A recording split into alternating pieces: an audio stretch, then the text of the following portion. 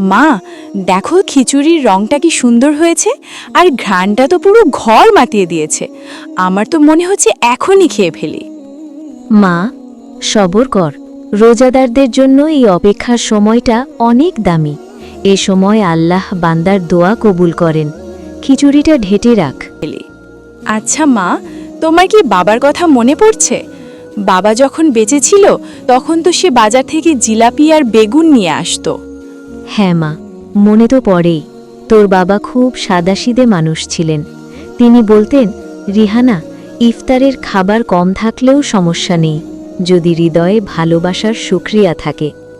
আজ তোর বাবা নেই, আমার সামর্থ্যও কমে গেছে, কিন্তু দেখ, আল্লাহ আমাদের অনাহারে রাখেননি। এই যে গরম খিচুড়ি, এটা কত বড় নিয়ামত। মা, খেজুর তো মাত্র দুটো, তুমি একটা খাবে, আমি একটা খাবো।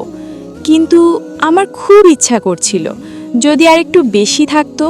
মন খারাপ করিস না, জান্নাতে আল্লাহ তোকে অফুরন্ত খেজুর খাওয়াবেন।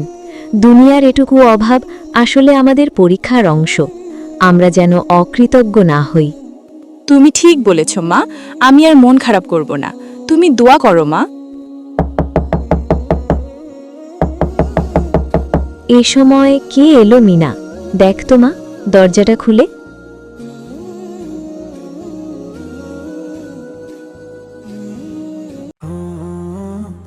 আসসালামু আলাইকুম দাদু, আপনি কাকে খুঁজছেন?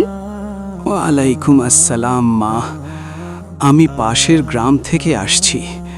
পথ হারিয়ে ফেলেছি মা, সারা দিন রোজা রেখেছি, এখন শরীরটা আর চলছে না, খুব পিপাসা পেয়েছে। পকেটে একটা পয়সাও নেই যে কিছু কিনে খাবো। আমাকে একটু পানি দিতে পারো মা? রোজাদার মানুষ আমি। দাদু, আপনি দাঁড়াতে পারছেন না, ভেতরে আসুন, আমাদের এখানে বসুন। মা, আমার গায়ের যা অবস্থা, ভেতরে যাব না। আমাকে এখানে একটু পানি দাও, আর যদি ঘরে বাসি কোনো খাবার থাকে একটু দিও, খুব ক্ষুধা লেগেছে মা। দাদু, বাসি খাবার কেন খাবেন? আল্লাহ আজ আমাদের ঘরে গরম খিচুড়ি দিয়েছেন, আপনি একটু দাঁড়ান। দাদু, এই নিন, এখানে খিচুড়ি আর পানি আছে, আপনি পেট ভরে খান। কিন্তু মা, এটা তো মনে হচ্ছে তোমার ভাগের খাবার।